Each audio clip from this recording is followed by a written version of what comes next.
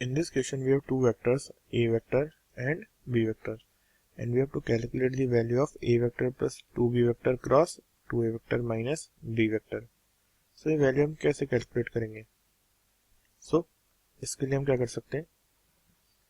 सबसे पहले अगर हम इसे सिंप्लीफाई करें तो क्या होगा?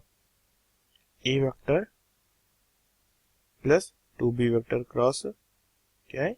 2a vector minus b vector. सबसे पहले अगर हम क्या करेंगे, a वेक्टर का 2a वेक्टर से क्रॉस प्रोडक्ट, तो ऐसा आ जाएगा a vector cross 2a vector. फिर क्या करेंगे, a वेक्टर का माइनस b वेक्टर से, तो यहाँ से आ जाएगा minus of a vector cross b vector. फिर क्या करेंगे, 2b वेक्टर का 2a वेक्टर से, तो आ जाएगा plus 2b vector cross 2a vector. Now अब हम क्या करेंगे, 2b वेक्टर का माइनस b वेक्टर से, तो आ जाएगा 2b vector cross b vector. तो वी नो कि दो सेम वेक्टर्स हैं, सेम पैरेलल वेक्टर्स के बीच का जो क्रॉस प्रोडक्ट होता है वो क्या होता है? जीरो, क्योंकि एंगल होता है theta is equal to zero, तो साइन थीटा की वैल्यू जीरो जाती है, तो this is equal to zero.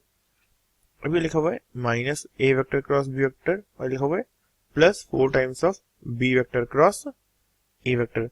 तो हमें पता है A vector cross B vector किसके इक्वल होता है? B vector cross A vector के, तो जाएगा. और B vector cross A vector किसके इक्वल होता है? A vector cross B vector के. तो साइन चेंज हो जाता है, लेकिन माइनस साइन हो जाता है, तो जाएगा 4 times of A vector cross B vector, और ये अगेन क्या हो जाएगा? Equal to zero. तो वैल्यू सिंप्लीफाई करने पे क्या आएगी? This is equal to 5 minus 5 times of A vector cross B vector. अब A vector cross B vector को हम कैसे निकाल सकते हैं? उसको हम डिटर्मिनेंट की वैल्यू को यूज करके निकाल सकते हैं. तो डिटर्मिनेंट को यूज कैसे करेंगे हम? यहाँ पे अभी हमने इसे सॉल्व करने में दो प्रॉपर्टीज यूज करी है. वो क्या?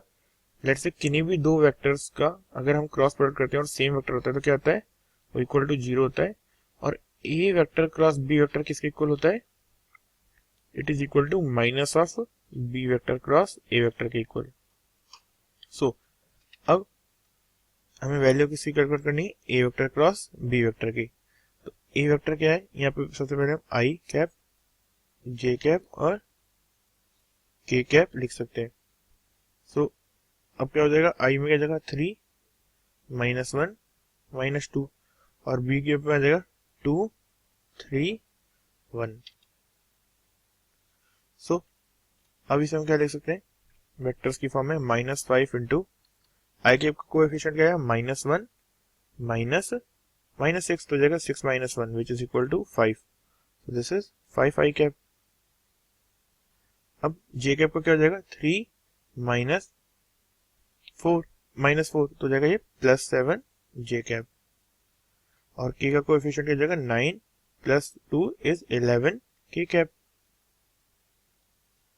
सो अब हम इसका क्या बताना है?